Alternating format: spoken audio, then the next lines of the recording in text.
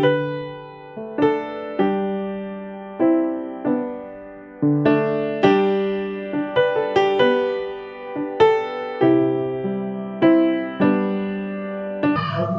o Salmo 1 ou o Salmo 1?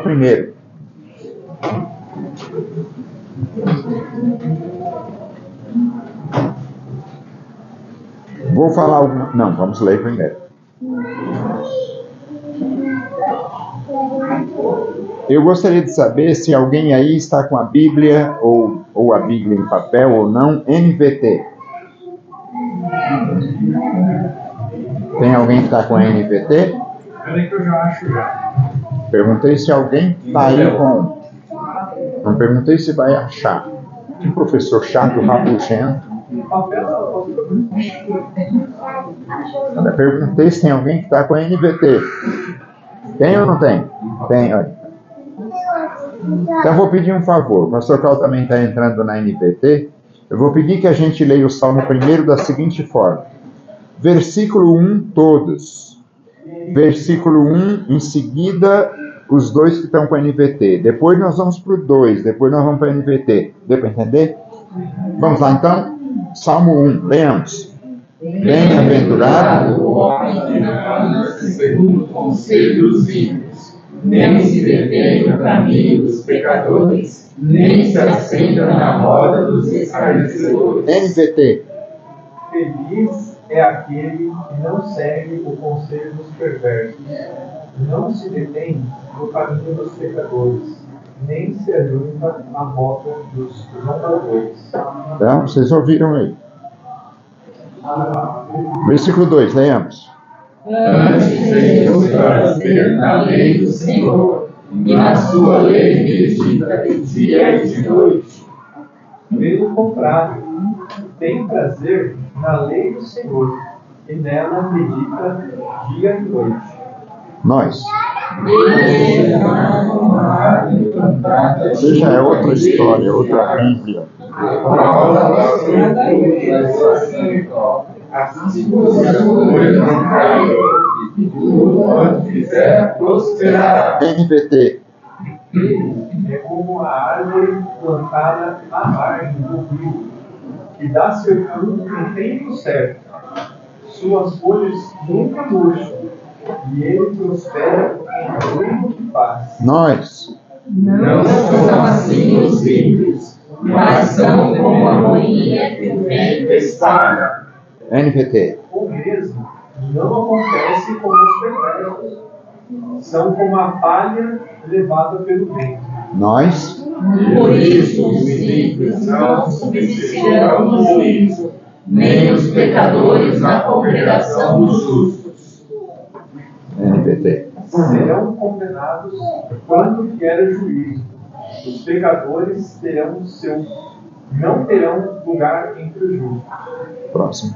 Porque o Senhor conhece o caminho dos justos, porém o caminho dos ímpios perecerá.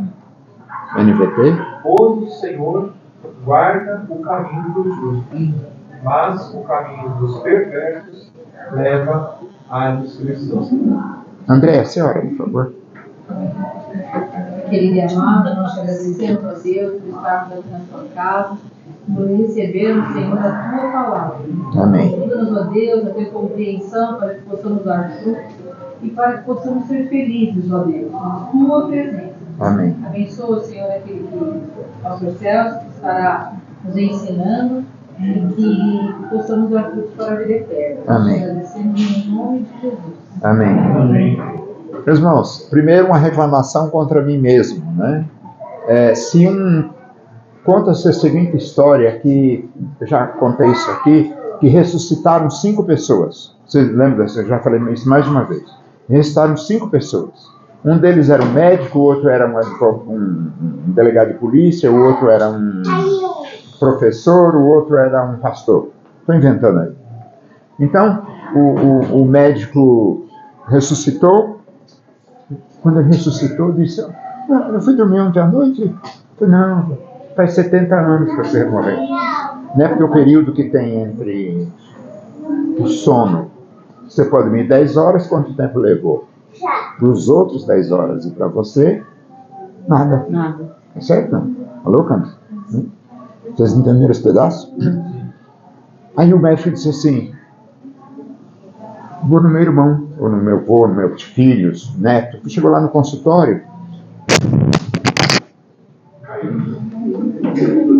E a culpa é minha.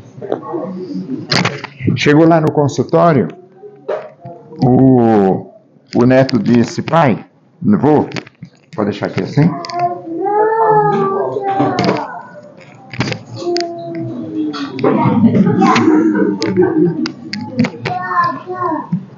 Boa noite. Chegou lá no neto, o neto disse assim, vô, eu vou atender um paciente agora. Aí o vô disse assim, então, deixa eu sair do consultório. Ele disse, não, pode ficar aí. Como assim? Não, eu vou atender.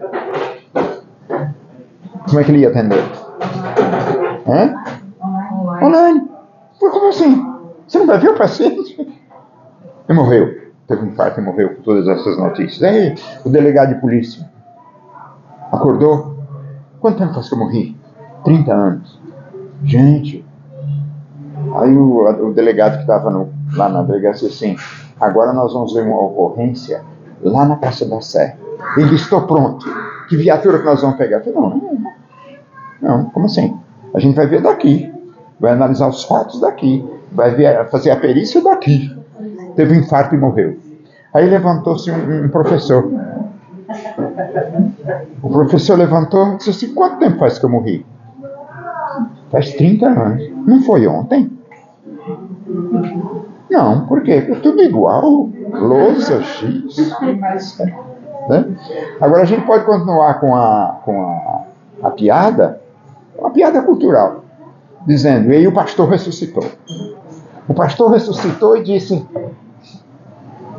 me levem para uma igreja. Disse, não, você está na igreja. E como assim? Tudo preto, samba danado. Entendendo. Não, aqui a igreja, na sua época, era assim. E tá bom. Aí o pastor disse, vamos ler o Salmo primeiro? Aí, vamos. Aí ele me orientou, 30 pessoas lendo, 15 lendo diferente. Um na NVT, um na João Ferreira de Almeida atualizada, o outro na João Ferreira de Almeida desatualizada, o outro na NVI, que é a Patrícia Havana, uma bagunça. Não é assim que tem acontecido? A gente não pode, em todas essas áreas, né? Tecnologia e tal. Mas a gente não pode nem ler um salmo na igreja, não pode ler o texto bíblico juntos. Por quê? Porque é tudo diferente. Cada um está com uma versão. É Bíblia do viado, é Bíblia do biscoito, é Bíblia de todo mundo, é de todo jeito.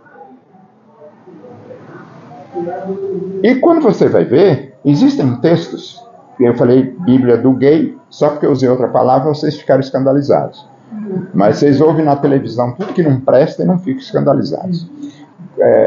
Cuidado com isso. Então, é tanta versão que nessa mesma aí, NVT, eu, Celso, humildemente digo para você que mesmo na NVT, que eu aprecio e gosto, eu tenho encontrado versículos que desdizem a palavra de Deus.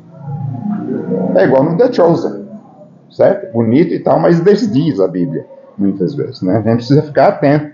Vede como vais ouvir, etc. Então, nós estamos no Salmo 1. Eu vou dar algumas informações que vocês já têm faz tempo. Mas a gente sempre esquece. E atualmente é uma modernidade. A gente esquece do que o pastor pregou. Mas tem uma coisa. O pastor também esquece do que ele pregou. Certo? Tipo assim, o que eu preguei domingo passado? Não lembra. Tem que olhar. É interessante isso. E ninguém se escandalize, porque tem gente aqui que não sabe o número de telefone próprio. E telefona todo dia. Eu perguntei uma vez. Você não sabe o telefone? Pra que não? Pra mim? Então veja só, nós temos que caminhar com isso, com a história. Até um dia desse a gente decorava o telefone das pessoas. Decorava aqui na cabeça. Porque eram 5, 6. Eu estou em 200 grupos de WhatsApp. Né? O que é espero que todo mundo ouça isso. O que é uma pessoa chata na igreja? É aquela que o pastor pergunta, como vai, irmão? Ele conta. Desde quando nasceu, né? Isso. Qual é o chato número 1 no WhatsApp? É aquele que manda uma mensagem assim, bom dia. E não diz mais nada. Sério. Aí se você responder bom dia, ele não responde nada também. Ou então o segundo é aquele que manda figurinhas. Ele manda figurinhas. Se você gostar da figurinha, você responde. Sabe que eu não tinha pensado? Responde para ele. Ele não está nem aí. Amanhã ele mandou nova. Certo? Então, é uma chatice ser de uma igreja hoje igual a nossa. Os pastores velhos, chatos, rabugentos, conseguem entender que os livros bíblicos, e as pessoas não gostam que a gente diga assim, esta palavra que está aí no livro, quando está escrito conhecer, no Salmo 1, você não pode mudar ela. Porque é conhecer mesmo. Se você mudar para outra, vai tirar o sentido original. Bíblia tem que ser difícil. Sabe por quê? Porque ninguém se converte lendo Bíblia. A gente se converte pela pregação da palavra. E o lugar de explicar a Bíblia difícil é aonde? Na pregação. Isso, na igreja. Por isso você tem meu pai analfabeto e um doutor falando. Então vamos cuidar com isso.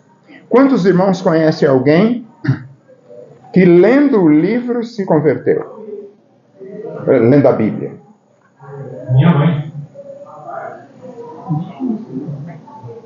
Depois você conta essa história pra gente. Ela pegou uma Bíblia, achou uma Bíblia, leu e se converteu, foi isso? É isso que eu estou perguntando. Ela era católica. É. E lendo a Bíblia, ela... alguma coisa... Sim, entendi. Alguma coisa mudou lá. É, porque o único que eu conheço precisou de Felipe. E não foi você. Quem foi? Eu não. Começou a ler a Bíblia. O Espírito Santo falou com esse, se junta com esse homem aí. Ele chegou assim, entende você o que lê? Ele falou assim, como que eu vou entender se não há quem me explique? Por isso, às vezes, muitas vezes, a gente lendo a Bíblia, a gente entende coisas erradas. Porque a gente aplica a Bíblia segundo o conhecimento que a gente tem. Precisa vir à igreja e pregar para essas pessoas. Por isso que a igreja ainda é o lugar onde se ensina a Bíblia. Certo ou errado? Não, é isso aí. Muito bem. Então, falando isso, eu quero dizer que vocês já ouviram dizer que os Salmos têm quantos capítulos? 150. Mas a teologia considera que os Salmos não são um livro. A teologia considera que Salmos é uma biblioteca de quantos livros? 5. Então, para a teologia, o livro dos Salmos se divide em 5 livros, do 1 ao 40, 5 livros. Alguns teólogos quiseram dizer que os Salmos estão para a igreja, assim como o Pentateuco está para Israel, porque Moisés está para o Pentateuco, para a Torá, assim como Davi está para os Salmos. Não, isso aí não pode prosperar, porque os Salmos não são de Davi. Nós temos então pelo menos 5 tipos de Salmos na Bíblia: de Davi, de Asaf, de Salomão, dos descendentes de Corá, de Remã, de Etã e de Moisés. Tudo isso que eu estou falando, vocês não precisam decorar. Eu também não sei, só sei porque eu estou lendo aqui. Se fosse de cor, eu não saberia. Então, esses são os Salmos. Agora também tem uma outra divisão, que é, além dos 5 livros, nós temos os Salmos, dito assim, que são como lamentos do indivíduo. Nós temos salmos e lamentos do indivíduo. Temos salmos e lamentos da nação. Temos também salmos individuais de ação de graças. Temos salmos nacionais de ação de graças. Temos hinos nos salmos de louvor, temos lamentos do indivíduo e temos salmos didáticos. Tudo isso aí, eu estou falando, não leva para o céu. Nos salmos didáticos está incluído o salmo 1º, esse nós estamos. Então, o salmo 1º é um salmo didático. Por que eu estou com esse livro na mão? Para falar uma coisa. Quantos são os salmos mesmo? 150. Uma pergunta para o Emerson, mas não é para responder, tá, Emerson? Eu sei que você sabe. Mas é só para provocar. Por que o Salmo 150 não é o Salmo 1º e o Salmo 1º não é o Salmo 150? Você já tinha pensado nisso? Quando você lê Salmo 40, tudo bem, é o Salmo 40. Mas por que ele é 40? Por que ele não é o 30? Por que ele não é o 20? Por que ele não é o 1º? Por que ele não é o 150? Estou provocando vocês para dar prazer de ler Salmos. Mesmo porque é o único livro que te dá a oportunidade de fazer tudo que está na oração. Bendizer, glorificar, louvar, confessar, adorar. Outro trecho bíblico não permite isso. Não permite assim. Não é tão próprio. Assim, por que um salmo o primeiro é o 1º e o 150 é o 150? Porque alguém pegou todos os salmos e organizou ele. Alguém disse, vou pôr esse aqui como 150. Mas não existe, não vai... Olha, tem uma história nisso aí, tá bom? Que nem eu conheço, mas eu leio às vezes. Então alguém disse assim, esse aqui vai ser o salmo 1º. Esse vai ser o salmo número 2. Esse vai ser o 3 e assim por diante. O salmo 1º é chamado de salmo órfão. Faz favor, Yasmin, você pode ver aí no salmo 3, se está escrito salmo de Davi na tua Bíblia? Salmo 3. Está escrito salmo? Você pode ver se no salmo 1º está escrito salmo de Davi? Não está. Por que no salmo 3 está escrito salmo de Davi? No salmo 1º não está escrito salmo de Davi? Porque o salmo 3 é de Davi e o 1º ninguém sabe do que é. Por isso não foi nenhum. Por isso que é chamado de salmo órfão. Agora eu vou pedir um favor.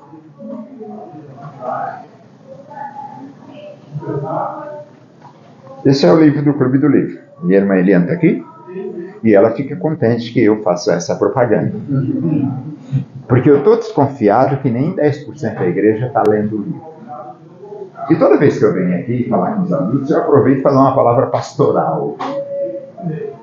O pastor Cláudio deu uma palavra pastoral. Talvez ele nem tenha percebido.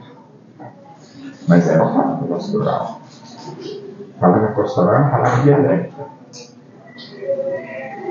A palavra pastoral de hoje que o pastor Cláudio deu, a partir do irmão Gilvan, foi que nós precisamos orar. E o povo de Deus da Igreja de Emelino não tem orado.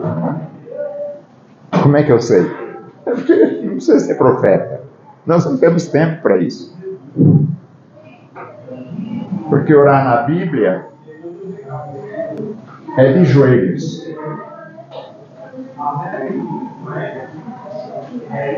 Orar na Bíblia é adorando. Só tem um jeito de você adorar na Bíblia sem palavras. Quem sabe qual é? Se prostrar. Então, se alguém se prostrar não é o que a gente faz ali quando louvamos. Que a gente assim, vim para te adorar, vim para te prostrar. Eu não faço isso. Não é que está errado. É que isso não diz se prostrar. Isso não é se prostrar. Isso é se curvar. E as palavras em português que estão na Bíblia favorecem o nosso entendimento. Mas o que eu quero dizer é o seguinte. A palavra pastoral é: vamos arrumar tempo para orar nos joelhos. Se você tiver tempo, vamos arrumar tempo para orar prostrados. Significa com o seu rosto no chão. Se você tiver tempo, vamos orar fora do almoço. E se alguém não ora na hora do almoço, convido a que ore. Não. Agora eu quero fazer um convite para alguém. Quem pode ler o Salmo primeiro, para mim, como era lido até o século VIII? Se a pessoa acertar a tesoureira da igreja, vai comprar um presente com o dinheiro dela.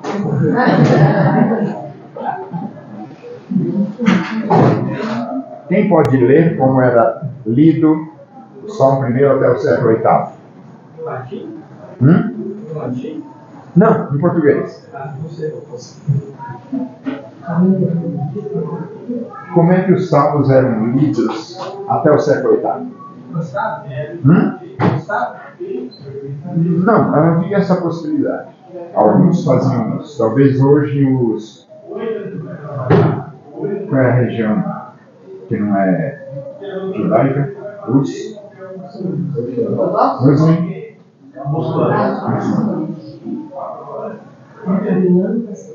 Podia ser parado. Podia ser caminhando. Há vários momentos que eles liam caminhando. Está na Bíblia, está no Salmo. Né? E aí, quem dá mais? Recitando também, porque eles não tinham, né? Só que eles decoravam. Sim, decoravam. Mas como que eles saíam da boca deles?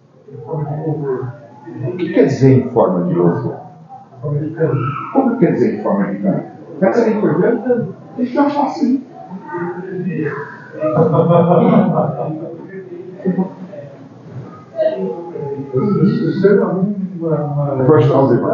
É que os salmos não foram feitos para serem lidos. Foram para serem cantados. Então, até século VIII, os salmos eram cantados. Mas aí perdeu a música. Ninguém anotou. Então, vê se vocês reconhecem isso aqui. Qualquer salmo, me dê um salmo aí que não seja o primeiro, por favor. 3. Eu vou fazer o Salmo 3 como era até o século VIII. Senhor, como se tem multiplicado os meus adversários, são muitos os que se levantam contra mim. E a Igreja Católica falou assim: muitos dizem da minha alma, não há salvação para ele em Deus. Já ouviram isso na igreja? Sim. Canto gregoriano. Porém tu, Senhor, és um escudo para mim, a minha glória e o que exalta a minha cabeça. Então, quando eles estão subindo anualmente, que os salmos aqui, chamados cânticos dos degraus, é porque eram degraus. Quando ele chegava no templo, e tinham os degraus, cânticos dos degraus, subindo. E eles iam cantando aquilo lá. E eu queria fazer uma experiência convosco agora. Que a gente lesse o salmo primeiro, ligado a Jesus, como era até o século VIII. Podemos? Qual versão? Não, agora cada um pode cantar, pode verbalizar como quiser. Vamos ver o que vai dar. Um teatro legal, não é? Pastor, não dói. Bem-aventurado varão. Aí a gente Então, continua. é isso. Vamos tentar junto? Bem-aventurado o varão que ignora segundo o conselho dos ímpios, nem se detém no caminho dos pecadores, nem se assenta na roda dos escarnecedores. Na lei do Senhor, e na sua lei medita de dia e de noite. Pois será como árvore plantada junto a ribeiros de água, a qual dá o seu fruto na estação própria, e cujas folhas não caem, e tudo quanto fizer prosperará. Não são assim os ímpios, mas são como a moinha que o vento espalha. Pelo que os ímpios não subsistirão no juízo, nem os pecadores na congregação dos justos. Porque o Senhor conhece o caminho dos justos, mas o caminho dos ímpios perecerá.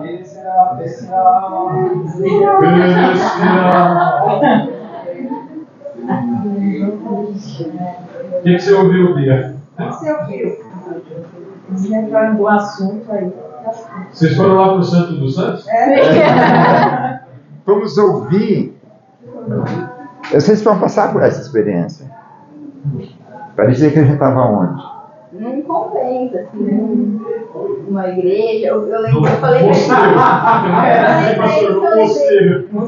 A gente foi numa igreja ortodoxa e a gente ouviu isso, esse canto. E eu falei pra ele que é engraçado que é tudo a mesma coisa, só que são tons diferentes. Isso. Então, fica bem bom. Eu falei, é melhor do que quando a gente lê o salmo lá no domingo. Porque se você cantar na sua voz de Itaquá, tudo aqui fica bonito. Cada voz tem um significado. Eu ensaiei a semana inteira. Só aprender várias maneiras e tal. É maravilhoso, não é? Então o salmo era feito para ser cantado. Esse era o louvor da igreja. Salmozinhos. Aí Paulo fala de hinos, mas vamos voltar para o som, senão eu começo a fugir. Bom, partindo para o Salmo 1 de novo. O livro aqui que ele escolheu, eu vou falar o que eu vou falar para ajudar vocês a sentirem. Eu estou lendo pela 3ª vez. Cada vez que eu leio, eu vou ficando mais crente. E o Salmo 1, ele foi posto como primeiro. Quem deve ter feito isso? Talvez Esdras. Vocês conhecem Esdras, talvez Esdras reuniu os salmos. Mas eu quero dizer para vocês que aqui no livro de...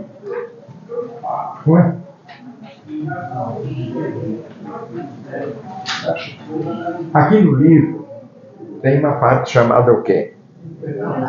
Prefácio. O que é um prefácio? Todos nós sabemos o que é prefácio, nós sabemos verbalizar, porque é difícil. Mas seria mais ou menos que o prefácio do livro vai dar uma ideia para você do que o livro contém. Peguei da língua portuguesa, que perguntei para o Dr. Google. Prefácio é um resumo do conteúdo de um livro, exibindo exemplificações pequenas de capítulos e narrando o que está introduzido neles. Um prefácio, eventualmente, contém algumas impressões de terceiros, não importa. O autor busca, no prefácio, seja bem-vindo, puxar o interesse do leitor para o livro, trazendo um ar de curiosidade. Nada mais é do que o texto que antecede a história. Alguns autores chamam o Salmo 1 de prefácio. Produção é a mesma coisa? A mim não é todo o contrário. Aqui, eu acho que não. Precisa perguntar para os autores, porque aqui nós temos sumário e alguns livros têm introdução. Então, prefácio é diferente, não é? Eu estou achando que seja diferente. Então, o Salmo 1 é um prefácio para essas pessoas.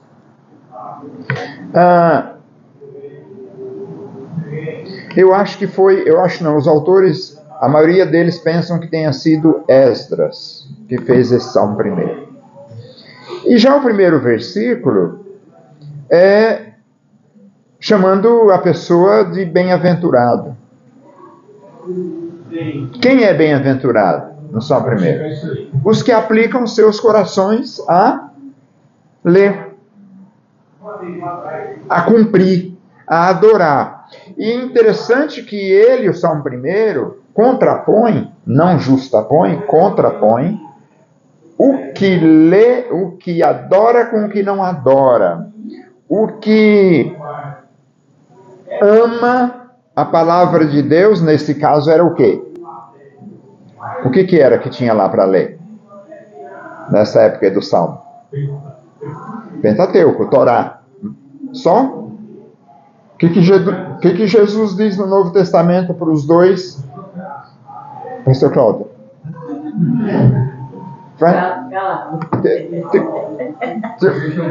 Tem uma classe ali que está sem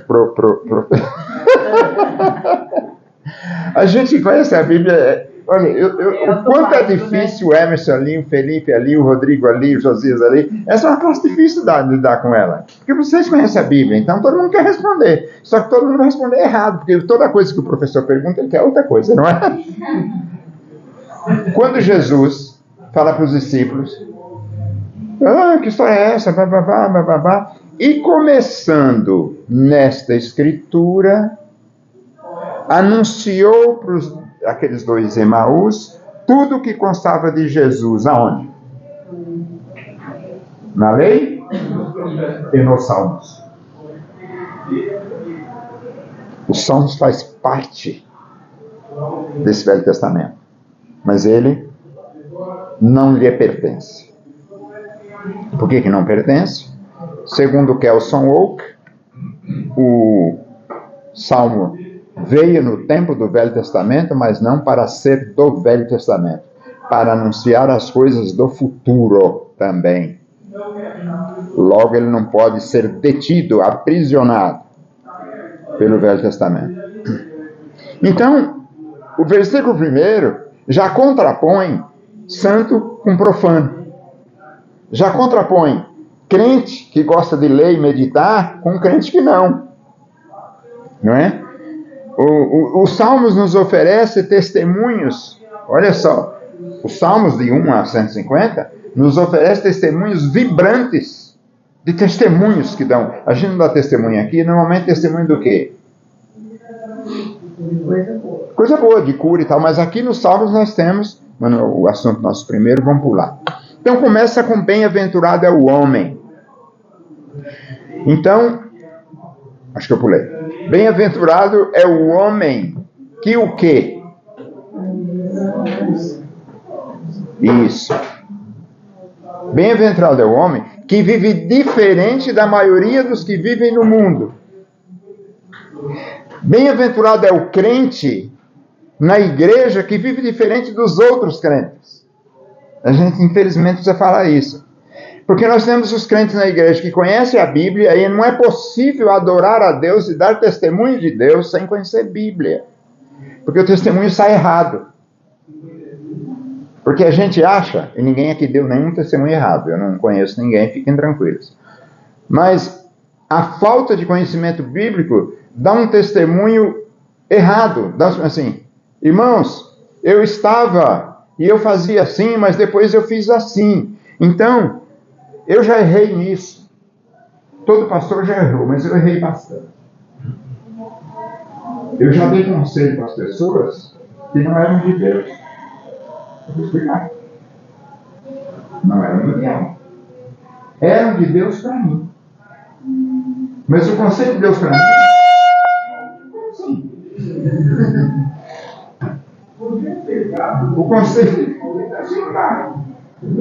O conselho de Deus para mim não funciona para você. Porque aquele funcionou para mim. Sobre casamento. Os conselhos de Deus para mim funcionaram no meu casamento. Mas os conselhos de Deus no meu casamento não funcionam no teu. Nem sempre. Não então, essas coisas. Então, não sei o que vou fazer. Vou voltar aqui domingo que vem. Mas se eu volto, as pessoas não querem. Já fizeram um baixo assinado. Hã?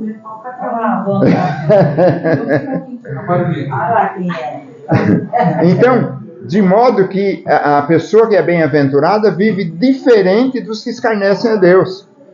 E mais uma coisa, as pessoas que vivem escarnecendo de Deus dizem que fazem o melhor para Deus. Não sabe, eu estou fazendo radioterapia, levei meu motorhome lá para perto do hospital e comecei a pregar evangelho para um rapaz que dorme lá à noite no estacionamento e logo vi que ele era ex-crente. Porque eu perguntei, tem um lugar para Cristo no teu coração? Falo com ele toda madrugada. Quando começa assim, eu já fico... Muito bem, falei alguma coisa para ele, mas não pude falar, porque ele é dono da verdade. Muito bem. Levantei, como sempre, levanto para fazer xixi e volto para a cama. Olhei pela janela, tinha um São Jorge. Aquele São Jorge não estava lá quando eu cheguei, mas agora ele está lá. No chão, na estrutura, e agora ele está virado para o motorhome. E agora ele está com 2 velas. Nele e 2 do lado de fora.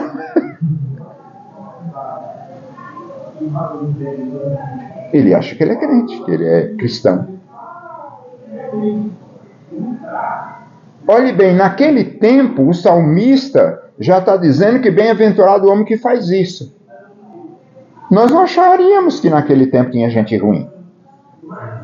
Mas o coração nosso é ruim desde que nasceu e até Jesus voltar. Eles dizem que são bem-aventurados, que não são injustos, que não são profanos, que não são ímpios. Então é um alerta para cada um de nós não nos deixarmos levar pela impiedade da multidão, pelas desculpas de todo mundo que diz que é bem-aventurado, que é crente, que é cristão, que é salvo. Por quê? Porque tem que ter prazer na lei do Senhor. Observe, nós temos muita gente boa no mundo. Nós temos muita gente justa. Cuidado, nós temos gente justa no mundo. O que é justiça? Justiça é fazer o que é bom diante de Deus. Não precisa ser crente para fazer o que é bom diante de Deus. A gente confunde justiça com juízo. Foi o nosso assunto para quem estava no... Né? Isso, no encontro com o pastor, né? Então veja aí, o versículo diz, bem-aventurado o homem que não anda segundo o conselho dos ímpios, nem o quê? Nem se assenta e tal. E termina dizendo, não se detém nem se assenta. Significa, quando a gente começa a se enveredar por esse caminho, deixar e tudo está certo, a gente começa a se deter, ou seja, concordar, e a gente se assenta, ou seja, não faz mais nada para mudar essa nossa situação. Se conforma, isso. Então, o Salmo 1 nos previne dessa situação. Por quê? Porque nós temos um problema sério. Eu e você temos um problema sério. Nós hoje achamos tudo normal. Se você hoje receber na sua casa o namorado do seu filho ou da sua filha como drag queen, você fica muito assustado. Mas se ele vier todos os dias, você se acostuma, não é assim?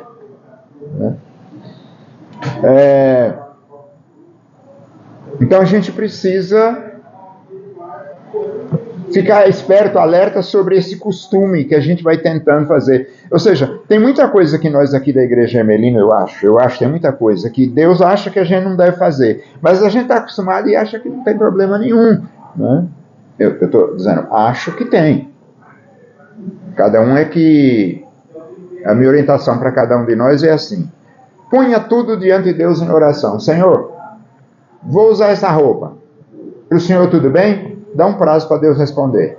Vou fazer uma tatuagem. Tudo bem para o Senhor? E dá um tempo para Ele responder. Vou viajar. Vou. Certo? Não é só coisa dele. O problema é que a gente tem uma tendência de copiar aquilo que os homens fazem. Vou dar um exemplo. Fui num almoço. E antes de começar, o rapaz falou assim, posso tirar foto da comida? É uma modernidade. O quê? As pessoas vão almoçar e fotografam a comida. Quantos conhecem já esse costume? Então, veio da onde? dos Estados Unidos. Que tudo que é bom vem dos Estados Unidos. E tudo que não presta vem dos Estados Unidos. É o pacote, né? Isso. Agora, de roupa, é de Londres. São as leituras aí, não é Bíblia, tá? É quando eu tenho tempo, então... Desculpa. Eu vou lendo. Nós temos uma tendência de copiar. Nessa reuniãozinha, que o rapaz pediu para tirar uma foto da comida, eu disse, tudo bem. Desculpa, agora a gente pode comer. Eu falei, não, agora a gente não pode comer. Agora a gente vai orar. E ele era crente. Quer dizer, a gente pega um costume e joga fora um outro, não é? Então é uma orientação de Deus. Calvino diz assim: o Salmo 1 nos dá uma direção, que é a seguinte: é melhor nos afastarmos deles. E ele continua falando umas 50 folhas, dizendo, Calvino, João Calvino, não estou pregando ele, estou dizendo que ele. Aqui às vezes a gente fala que fulano falou, não é? Que é melhor nos afastar, porque quando a gente anda com as pessoas, os crentes terminam não impondo a moda crente, terminam recebendo a moda crente. Né? É verdade, né, irmãos? E parece que... O melhor é não se misturar mesmo. Então temos que ter cuidado de não começar nessa caminhada de copiar quem não é. Mas eu preciso dar um pulo por causa da hora, que observe o versículo 2. Diz o quê? Antes ou ao contrário. Isso. Então eu estava dizendo que existe muita gente que cumpre o versículo 1. Não crentes. Não andam segundo o conselho dos ímpios. Tem um moral. Não se detém no caminho e fala para os filhos de jeito nenhum. Né? Nós temos... Não, deixa eu falar. E nem se assenta na roda dos escarnecedores. Mas isso não basta. Isso aí qualquer pessoa poderia fazer. O problema é o versículo 2. Qual é? Prazer na lei do Senhor e nela é o novo alerta que os autores fazem. Que se nós observarmos o versículo 1 e não observarmos o segundo, nós nunca conseguiríamos observar o primeiro. Porque o segundo veio para dar capacidade para a gente fazer o primeiro. E qual é? Ter prazer na lei do Senhor e nela meditar de dia e de noite. Eu vou dar o exemplo aqui do Bruno. Todo mundo conhece o Bruno aqui, não conhece? Gostei dessa pergunta. É o Bruno Cristiano. Não é o Bruno da Marcela. Supostamente ele gosta da Bia.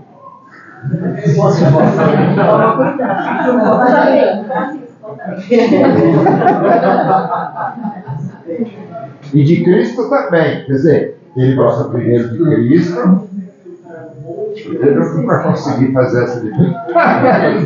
Isso é brincadeira, mas também teria Adelaide para responder, né? Ela gostava Do Celso? Do Tostino? Bem-aventurado, antes tem o seu prazer na lei do Senhor e nela medita de dia e de noite. Será que 100% aqui está vivendo isso? Bruno Chiana gosta da Bíblia. E como ele gosta da Bíblia, supostamente, ele pensa nela. De dia e de noite. Eu sei que é difícil, mas você pensa na palavra de Deus de dia e de noite. O que você vai fazer, passear com o seu pet, o seu marido, está sendo um pet?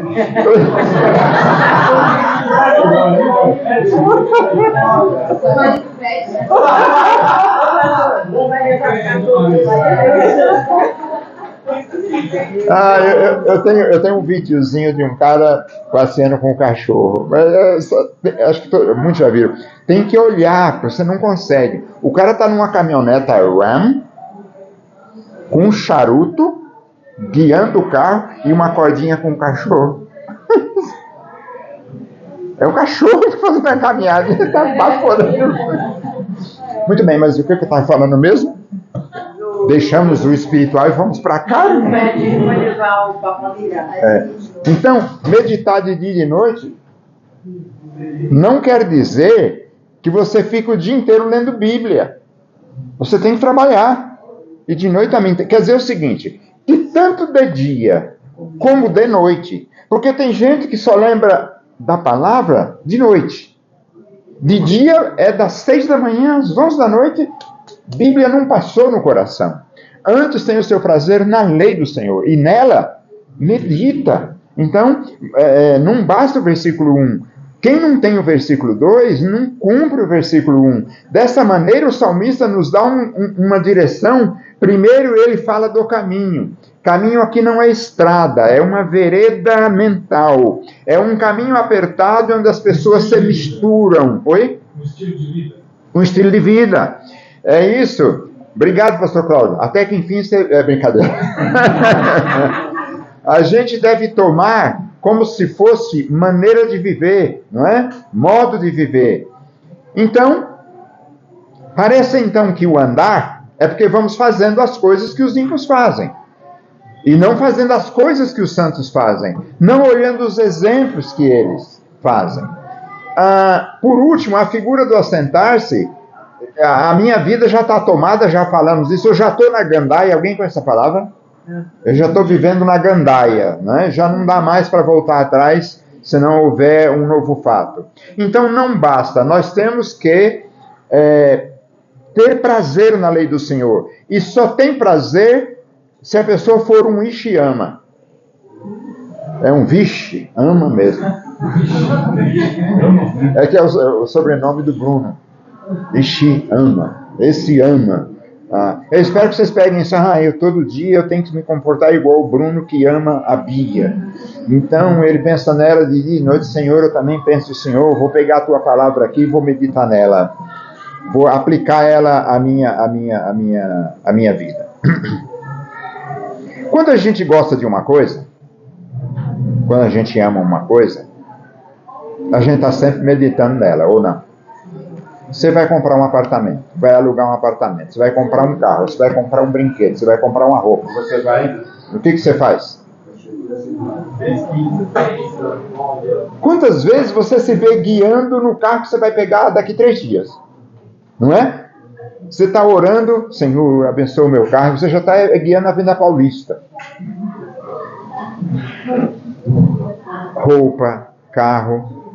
Seria a mesma coisa comportamental com a Bíblia. Não é coisa para velho. Lembra-te de fazer isso enquanto você... Agora tem uma promessa. A promessa para o homem é qual? Eu vou terminar com isso. É que será uma árvore. Vem cá. Se a promessa do bem-aventurado é uma árvore frondosa,